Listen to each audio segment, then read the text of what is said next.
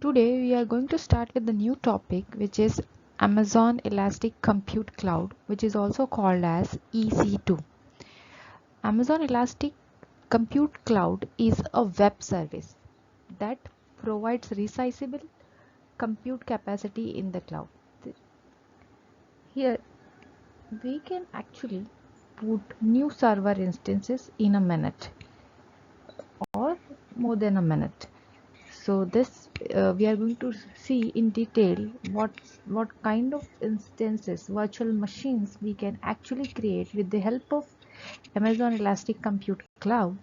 But before this, we have to start the examples of what are the use cases of Elastic Compute Cloud. So suppose you have on-premises servers available. So what if you don't want to have on-premises servers, you want to shift them, you don't want to have the infrastructure on your premises, so you may shift this server onto some cloud. So what could be the servers? Could be application server, web server, database server, game server, mail server, media server, catalog server, file server, computing server, or proxy server. So this all kind of servers can be the example of or can be built upon Amazon EC2 instance. So one are, if you are having the requirements of building this many servers, the option could be you can build it on your own premises, or you can take the help of public servers, public cloud, which is Amazon public cloud. So you can take the help of that and you can build these servers on Amazon EC2 instances. So this is the symbol of Amazon EC2 instance. So here there are various instances and each instance could be one server. So here we are going to see the meaning of Elastic Compute Cloud. So first word is elastic. What is elastic? In this EC2 instance, we can increase or decrease the number of servers. Suppose we are creating an application server, but in an application server, to handle the request, we may require more than one instances so that it can be easily handled, the traffic can be easily handled. So based on the traffic, we can increase the number of servers or we can decrease the number of servers. Like if there is a more traffic, we can have 10 servers. If there is less traffic, we can have 5 servers. So we can increase the number of servers. Also, we can increase or decrease the size of the existing servers. Like if server has 8 GB of memory, but based on the requirement, like if there is more traffic, more computing need to be done by the server, then we will be allocating more than 8 GB of RAM to the server. We can increase that size of the server or we can decrease the size of the server. That's why it is called as elastic. Next thing is compute. What is compute in this? Action that require compute resources, including processing power and memory. Here, if our requirement is for compute resources like CPU power and memory, that means we require more of this CPU power and memory, then only we will be going for the compute server, that is elastic compute. Now what is cloud? Why these two things we can easily obtain in our on-premises server. But why it is called as elastic compute cloud? Because these services we are hosting in the cloud. That's why it is called as elastic compute cloud.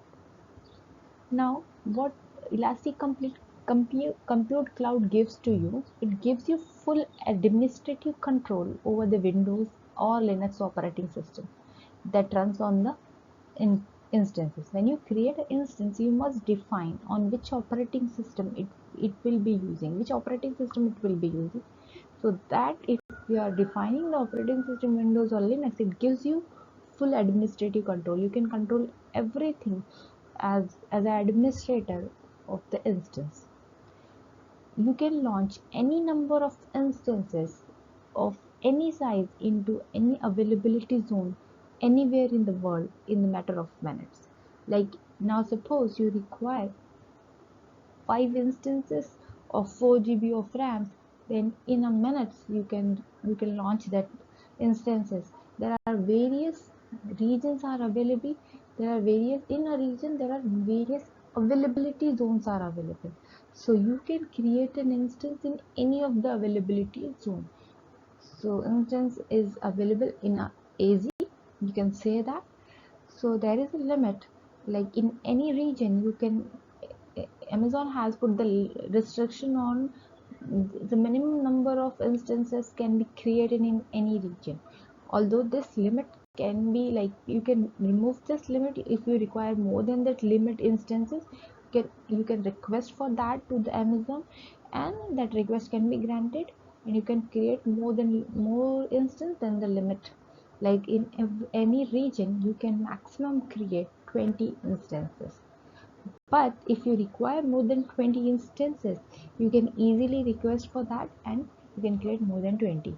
It is not that in a single AWS account you can create 20.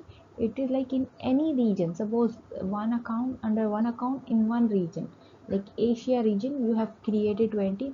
Then you can select next region, Oregon region, and in that you can create again 20. So it is regional limit, not a account limit. Okay, so now control what, and we have also seen in VPC, if we want to have inbuilt firewall that restrict which kind of traffic can come and go out of this EC2 instance, that can be done through the security group. It actually controls the traffic which is coming and going outside the instance. So we have seen the basics of Amazon Compute Cloud. Now when we require to launch this EC2 instance, or you can say virtual machine in the Amazon Cloud, what decisions we need to make? So there are 9 key decisions we can make or we have to make when we are launching EC2 instance using Amazon console. So the first decision is about AMI. Second is for instance type. Third is network settings. The fourth is IAM role.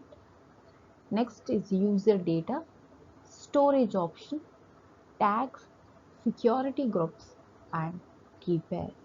The first thing which we are going to see here is AMI. So what is this AMI? Let's see.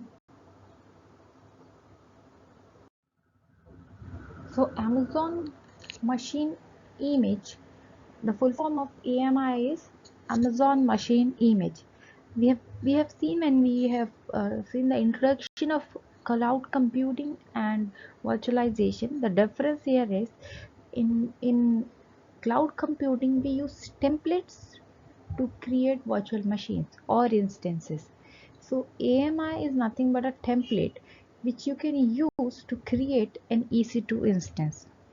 This template contains a software configuration that will be on an instance when it is launched.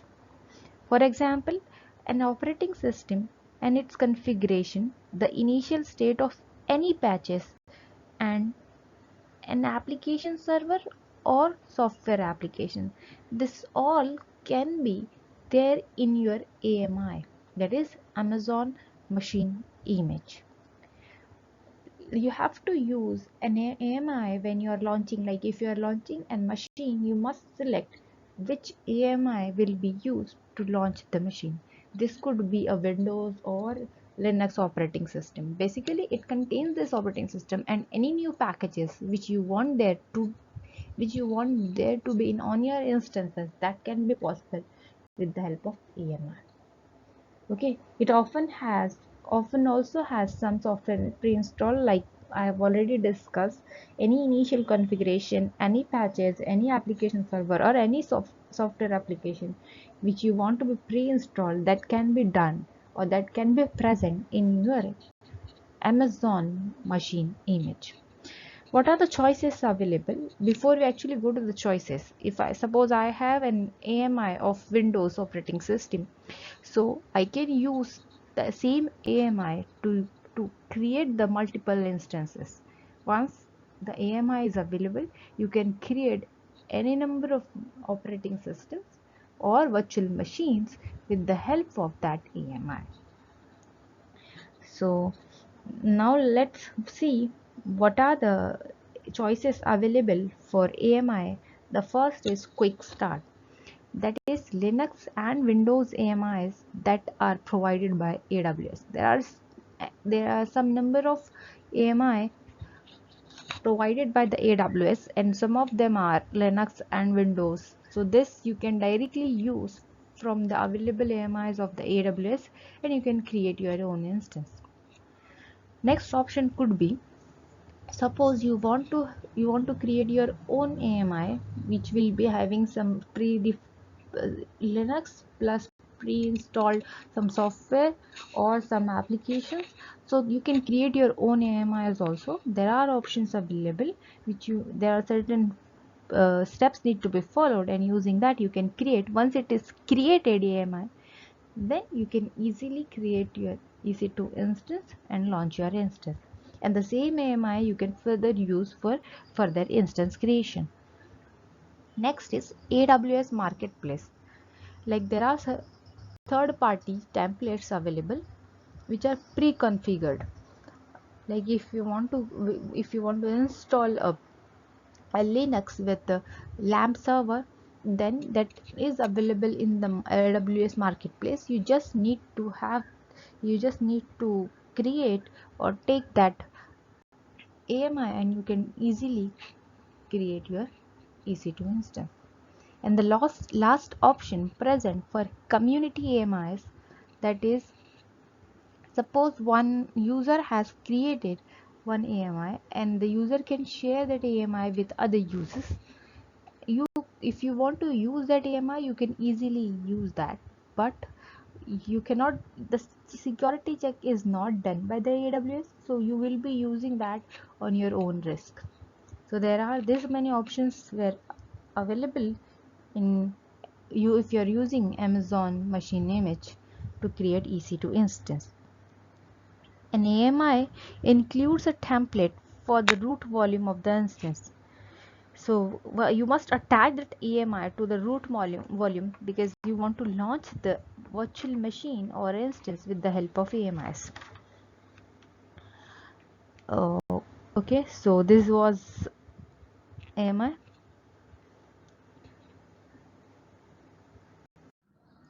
After selecting AMI, Amazon Machine Image, you have to take the next decision, which is instance type. How to select the instance type? First, we must understand how will the EC2 instance when we are creating will be used.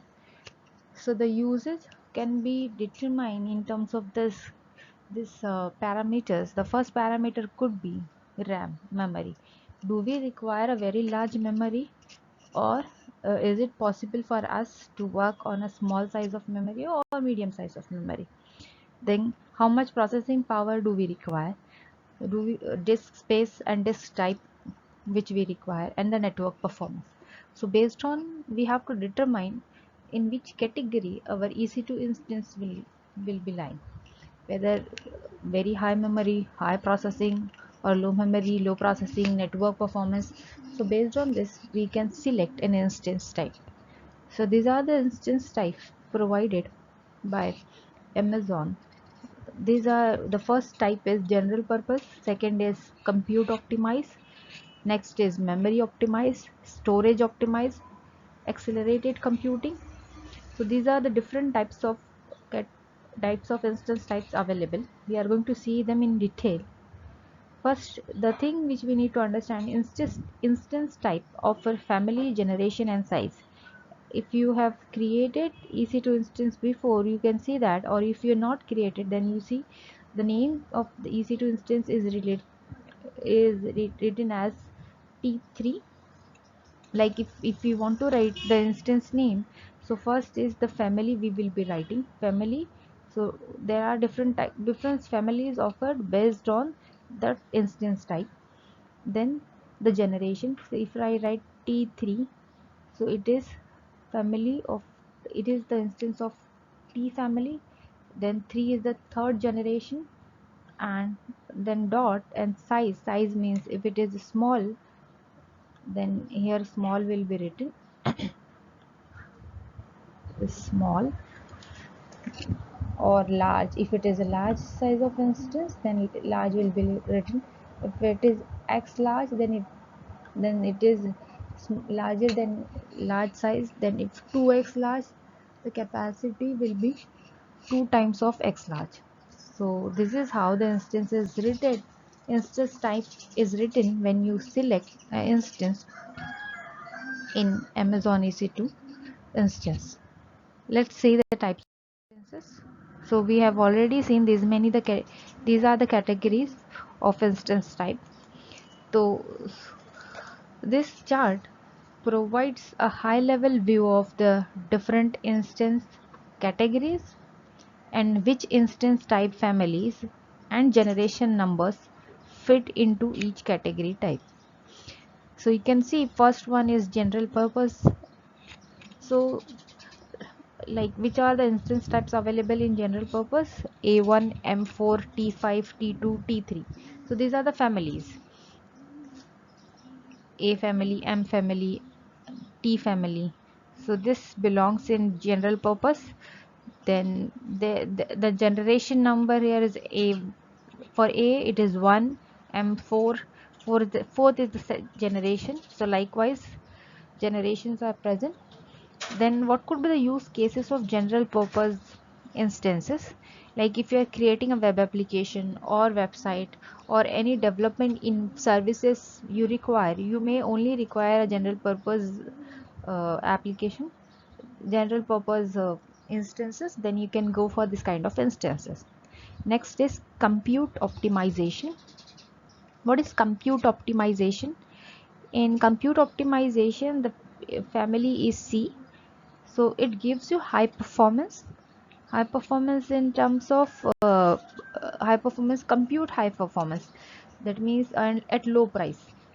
The compute ratio is very high and the price is low. So you can go for that compute optimized instances. The use cases for this compute optimized instances could be scientific modeling, batch processing, then highly scalable multiplayer gaming. Then at that time you will be requiring a very high power of computing. You can go for this kind of instance type. Next is memory optimized. So memory optimized uh, instances family are R and X and Z. Here you will be actually using more of the memory RAM than any other else. So what could be the memory optimized use cases?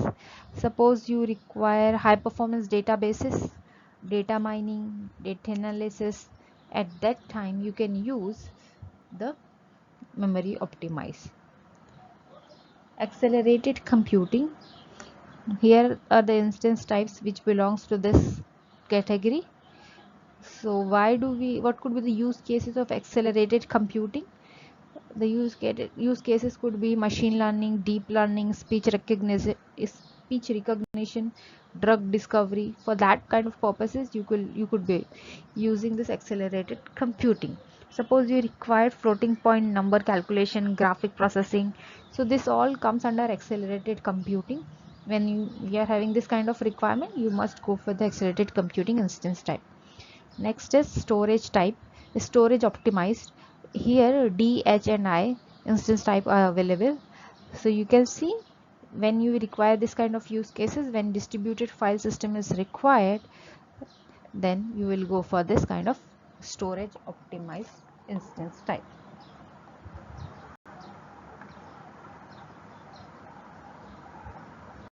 Something or increase, I want to change this. There are various advanced options available in the network. You can configure enhanced networking to get higher packet per second, that is PPS. You can do that with the help of elastic network adapter. Now we're moving to the network settings which we need to make when we are launching our new instance with EC2 instance. So here you can see in this example, under the AWS account, you have region. You will be working in a region. In a region, you will be actually having a VPC, and under a VPC, maybe inside a subnet or under VPC only, you have created your instance. But instance need to be created in only one AZ, that is availability zone. So that you have to define. You must define in which region you are actually specifying your instance. And next thing is, if I'm defining this EC2 instance inside the default VPC, then public IP will be given to this EC2 instance. Whereas if you are defining EC2 instance in non-default VPC, then you can actually configure whether you want to give the public IP to the instance or you don't want to give the public IP to the given instance.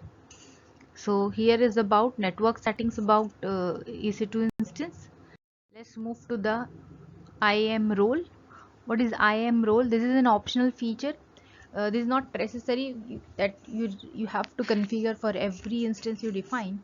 Then when you need to define this kind of configuration, suppose if your EC2 instance need to interact with other AWS services, then this you have to define. This IAM role you need to define, then only you can communicate or interact with other AWS services.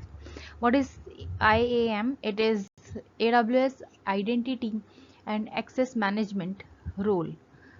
If you are actually defining this, then it is kept inside the EC2 instance in an instance profile. Suppose in this example, here we want to give the permission so that the EC2 instance can access the application of S3 bucket with the objects. Okay, so this S3 bucket objects can be accessed by this application. So for that, we have to define this IAM role so that this can be accessed. So these are the some of the scenario in which you are actually defining the role, and this role will be kept in instance profile. Next is user data script. At some point of time, you may require your instance to install with some uh, commands. Like if suppose in this case, if I'm launching an EC2 instance in which I need to have this wget utility installed when I'm launching the instance for the very first time, then I can use this user data script. What this user data script do is it customize the runtime environment for your instance. Like this script will only run for the very first time when your instance will start. When you are starting the instance, like if you stopped your instance and restart your instance, at that time this user data script will not run. So here you are actually using bash shell script to run these commands, that in which you are actually updating the repositories and installing the new application and also installing the utility wget. So this is the user data. This is, you can say, if you don't want to create your alternate AMI, what I can do is I can have this instance, I can install this command and I can create my own AMI, Amazon Machine Image. But if I don't want to do that, what I can do is, instead of creating the whole this plus this as a new AMI, I can give the user data script and I can create the instance. I can launch the instance with the given scripts and I can directly use for the desired purpose. Next is storage option. When you are launching a EC2 instance, you must define your root volume. So when you are defining your root volume, you will be actually giving the size of the root volume and the type of the volume, which is it is SSD or HDD. So for the root volume, there are two options available. First option is Amazon Elastic Block Store. That is the that is the durable block level storage volumes. It is the persistent storage. That means if you stop your instance and start it again, the data will be there. There is no data loss in case of EBS. And also, but there are other cases of root volume. Suppose you are, if you are using instance store, EC2 instance store, this is a temporary storage, block level storage. So once you stop your instance and start it again, the data will be lost. So these are the two root volume storage available, EBS and EC2. There are other volume storage also available, EFS. You can also attach your EFS. EFS is nothing but elastic file storage. So in that you are this, but that will not work as a root storage. That you can, EFS you can use so that you can attach more volumes to your EC2 instance. You can actually attach S3 volume, that is object level. S3 objects, that is object level storage, but again that cannot be used as a root volume. But you want to store data in object level storage, then you can easily attach S3 volume in your EC2 instance. Next is, and that is the very important question for your exam, Amazon EC2 instance life cycle. So what is Amazon EC2 instance life cycle? So here you can see there are various uh, uh, states available. You can use the states based on, like, we can understand the state based on when they can be generated, or when you can be in particular state. Suppose when we are launching our EC2 instance, so this I will be launching my EC2 instance with the help of AMI. So when you're launching and before it is actually running, there is a state in which the instance will be, that is called as pending. Before the all the instance is actually ready to give you to give you the access to access the EC2 instance, before your Amazon is actually provisioning all the requirement configuration for you. At that particular point of time, the instance will be in pending state, and the next time you can attend this state when we are actually launched your instances and you stop your instances. That is, you have stopped your instances. At that point of time, you can also get this pending state. Once you have actually launching, so before you are actually getting a running state, you will be getting the pending state. Okay, and when you have stopped and restarting, not restarting, when you have stopped and starting again, at that point of time again also you will be getting the pending state. Next state is running state. You can easily understand, after the pending state you can attend the running state, when you are actually able to access the EC2 instance and perform the desired task on the EC2 instance. Next is rebooting state. Rebooting state, sub see there are two root volumes you can attach. First is instance store and second is, in earlier slide we have seen, EBS volume or instance store. When we are using instance store, okay, we are using instance store, or then we can do that rebooting option. Rebooting, you can see the rebooting option is possible in two ways. Either you can select your EC2 instance and click on in action, you can from Amazon console or command line interface, or from Amazon SDK you can perform this rebooting option, or you can go inside your EC2 instance and you can fire the command of rebooting. But Amazon recommends you, if you are using EC2 instance as an instance store as a volume for storage, then you must do that rebooting with the help of Amazon console. Okay, not going inside the EC2 instance and then rebooting. Instead of that, you do with the help of Amazon console. Then what will happen, even if you are using instance store, the data will be retained. Okay, so and in the rebooting from running, if you are performing the action of reboot, the rebooting, it will attain the rebooting state, and from the rebooting state it will again get to the running state. There will be no pending state in between. I hope it is clear. Next is terminate. Terminate is when you perform the terminate action on any EC2 running state. Then what happens, it first attend the shutdown state, in which it is actually the process of uh, shutting down all the services will be there, and it will, after the shutdowning state, it will attend the terminated state. And the terminated state is available, like if the instance attend the terminated state, it cannot be recovered. You cannot restart the instance. It is something, before your the instance will be deleted from your console, Amazon console, it will be there for some time with the state available as terminated. It means like it is already terminated, you cannot start the instance again. Okay, now what if you are using EBS volume? If you are using EBS volume, you can actually stop the running instance.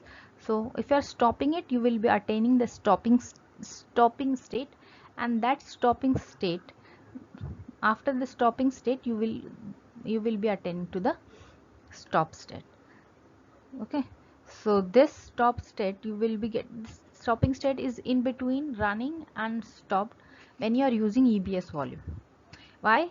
Because if you are using a EBS volume, if you stop the state and if you again restart the state EC2 instance, the data which is there in your volume will be there, because that is a permanent storage available. There will be no loss of data. And again, if you start the state after you got to the stop state and you start the instance, you will first attend the pending state, and from pending you will be attend the running state. Now you can also terminate. If you have stopped it, you can also do the terminate. You can terminate the state EC2 instance, and if you terminate that, you will not get any shutdown state, because it is already stopped. You will attend the directly terminated state. Again, terminated means no recovery possible. It is something, it is state in which actually deleted. Before it is actually deleted, you will be able to attain the terminated state. So this was about Amazon EC2 instance. What is instance here? Instance is nothing but the virtual machine in Amazon cloud. The virtual machine can be actually created or launched with the help of any Amazon machine image. With the help of that, you can actually create the image, and that you can use as a compute cloud to use the computing for the computing purpose. You are actually using the instance. Here we are going to see EC2 pricing models. So there are various pricing models, and we can see what are the pricing models. Here is first is on-demand instances. Here you actually able to get on-demand instances. There is no long-term commitments for your on-demand. Like if you want to have a very instance for a short time, then you can on-demand access instance. This instance, if you are having Linux or Ubuntu, Amazon Linux or Ubuntu instances, then you may able to pay per second. Otherwise, you have to pay by the hour. Next kind of instance will be reserved instances, in which you actually do the full, partial or no upfront payment. That means if you are doing the full payment for the reserve, like I can reserve 5 instances and I can give the upfront payment, either full, partial, or I can no longer give the upfront payment, but I can reserve this 5 instances. That means I will be charged for this 5 instances for that particular time, and I will also be specifying the time period. This you will be doing for the long term, like for 1 year, 3 months, 3 years. For that kind of period, you can do the reserved instances.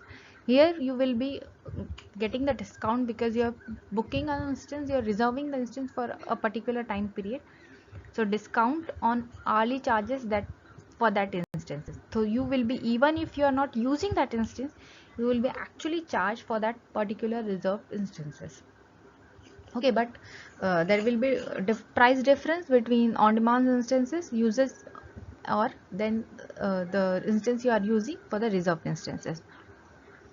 So again, there will be dedicated host. Dedicated host are some in which you are actually having a physical server with EC2 instances capacity fully dedicated to your use.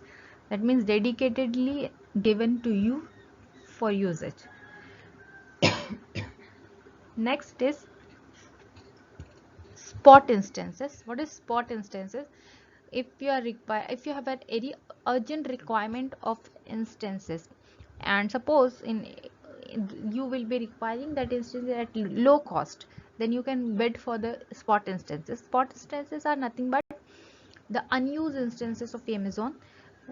Then if you can actually bid for the spot instances, and uh, if that instance is available, that can be allocated to you. So they will be there will be like if there is no available instance, then here the interruption option is possible, like means it can be terminated, it can be stopped, it can be hibernated based on its availability. Okay, here the prices are very low on compared to, like if you are comparing these prices with on demand instances, the prices are very low. It like if you are having application, doesn't matter if you are very flexible with your application, when you can run it with one instance and two instance, and you can increase the instance at any time. That means if instance go down, that will not affect, and if you want to increase with the performance with the help of more instances, but if the less instances will also do, at that point of time you can go for the spot instances. Next is dedicated instances. What is dedicated instances? Here actually hardware is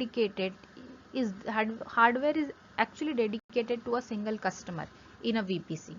That is called as dedicated instances. One more type is also available in the pricing model of EC2 instance, which is scheduled reserved instance. That means at particular you will be recurringly scheduling your capacity reservation. You are actually making a purchase of capacity reservation, then this will be called as scheduled reserved instances. Here again, the reserved instances for the long term, you are requiring the instances for the long term. Here one thing which you have to notice is, here you can pay for other, you can actually pay by hour, but for this you are actually pay per second billing for on demand instances, reserved instances and spot instances, only if you are using Amazon Linux or Ubuntu image. Next thing is, what are the benefits if you are using different instance pricing model? If you are using on-demand instances, then it has a low cost because you will be using that for very short period of time, and it has a flexibility. You can create on-demand instances and you can terminate them. So there is a flexibility, and you will be only charged pay by hour if it is not Amazon Linux or Ubuntu. Then spot instances, large scale, you can actually get a very large scale of spot instances. It is dynamically allocated and deallocated. What could be the benefit of reserved instances? Like if suppose for a particular point of time you require a very large number of instances, like there is a sale. If you are hosting a website in which you are if the sale is there, then of course the traffic will be there. So they are actually reserving the instance for 3 days. If the sale is for 3 days, 3 days traffic will be more, so reserve instances will be doing more for that. That means the traffic can be handled with the help of reserved instances. Next is a dedicated host. If the licensing is there, like if you want to save money on licensing cost, you are dedicating a host in which the license softwares are present. So instead of if dedicated host make you use that licensing options. Use cases, what are the use cases of there? So on demand, I have already told you, it is for short time, then you are not sure about what kind of load it is going to handle. Next is, it is something for application development and testing, you may be using the on demand. Whereas spot instances, your applications is flexible to start and end times. Application only feasible at very low compute prices. That means if you are want to have the application in which in which you are not able to afford a very high compute price, at that time you may go for the spot instances. Users with this option I have already covered. Users with urgent computing needs for large amounts of additional capacity, then spot instances are good, because in this you are actually getting these instances at very low cost. Next is reserved instances.